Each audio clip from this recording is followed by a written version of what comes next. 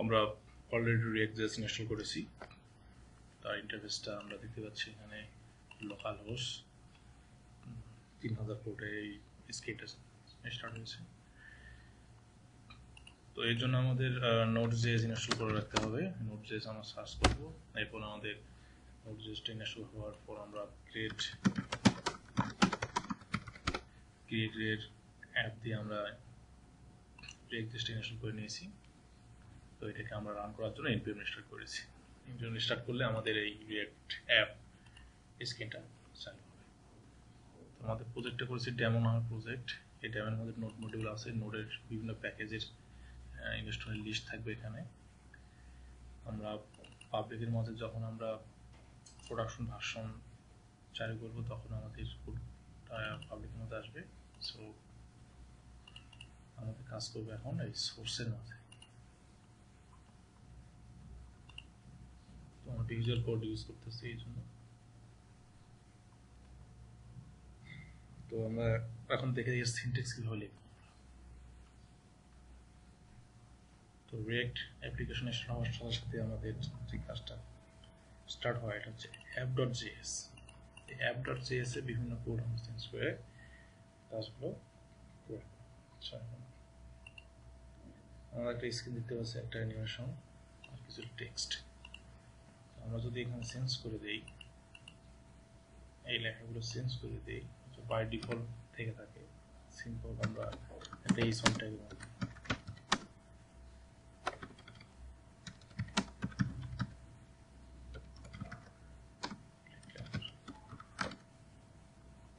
তো আমরা দেখবো যে শুধুমাত্র এই ট্যাগটা এখানে ডিসপ্লেতে শো হবে, হ্যালো ডেভেলপার। তো কি হচ্ছে এখানে মূলত, এখানে একটা ক্লাস অ্যাপ নামে একটা ক্লাসকে এক্সটেন্ড করছে। আমার যে ফাংশনগুলো ডিসপ্লে হবে, তো ইউআই হবে, সেগুলো থাকবে মূলত রেন্ডার মধ্যে রিটার্ন। এই রিটার্নের মধ্যে আমরা যা লিখবো আমাদেরটা ডিসপ্লে করবে। সো এখানে কোড লেখার কিছু সিস্টেম আছে, এটাকে বলা হচ্ছে JSX জাভাস্ক্রিপ্ট এক্সটেনশন। এই JSX সিনট্যাক্সে আমরা যা লিখবো আমাদের ব্রাউজার তা প্রদর্শিত হবে। তবে এই রিটার্ন ফাংশনের মধ্যে আমরা চাইলে, যেমন এই সন লিখছি, এখানে আমরা চাইলে আর একটা এই সন লিখে টেস্ট করতে পারবো, তাহলে আমাদের ইরর আসবে। কারণ এই রিটার্ন ফাংশনের শুরু এবং শেষ, এই শুরু এবং শেষ একটা প্যারামিটার মাধ্যমে, অর্থাৎ একটা প্যারেন্ট এলিমেন্ট থাকতে হবে, যে এলিমেন্টের আন্ডারে বাকিগুলা থাকবে, তাহলে কোনো ইরর দেবে না। তো আমরা যাই লিখি না কেন আমাদের শুরু হবে একটা প্যারেন্ট এলিমেন্ট, কারণ সে সবসময় টিডি আকারে কল্পনা করে।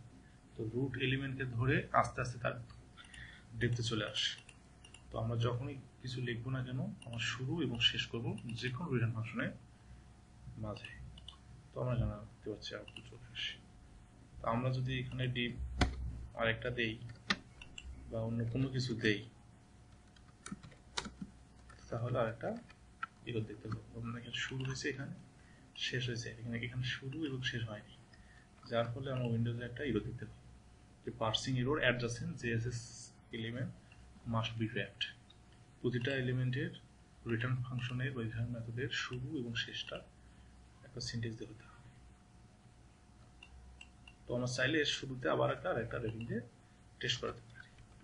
তো এইভাবে আমরা JSX সিনট্যাক্স এমন মধ্যে করে কাজ করি কিভাবে।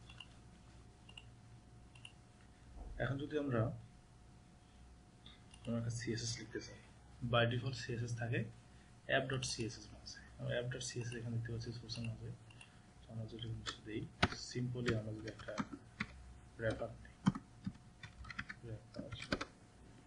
এখন আমরা ওয়াইড দিতে পারি,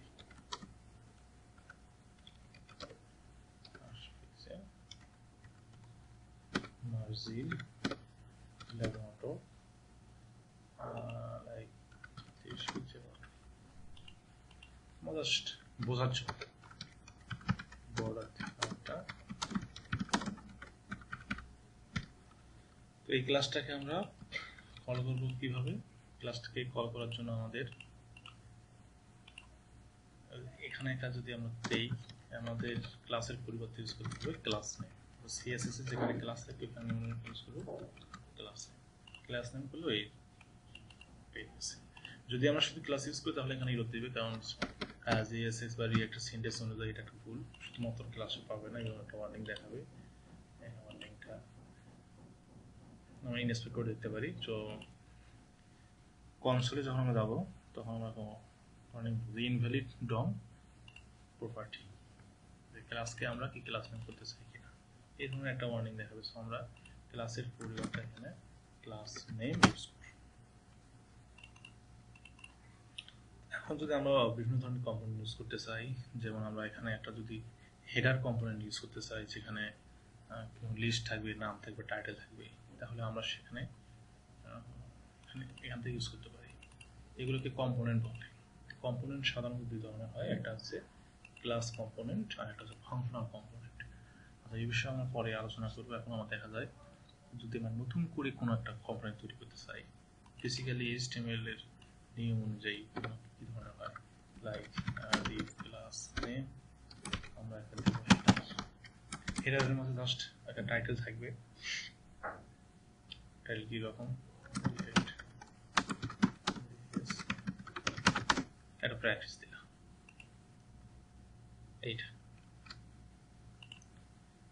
এটা আমরা JS প্র্যাকটিস দেখতে পাচ্ছি।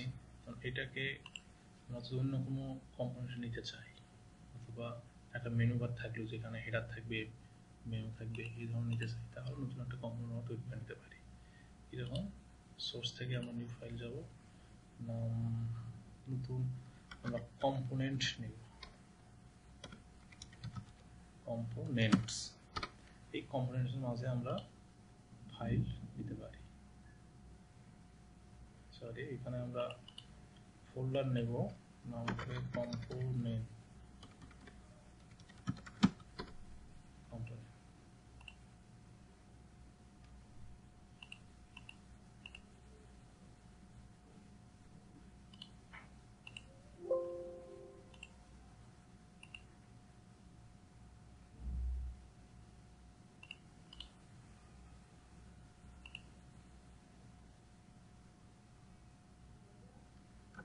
তাহলে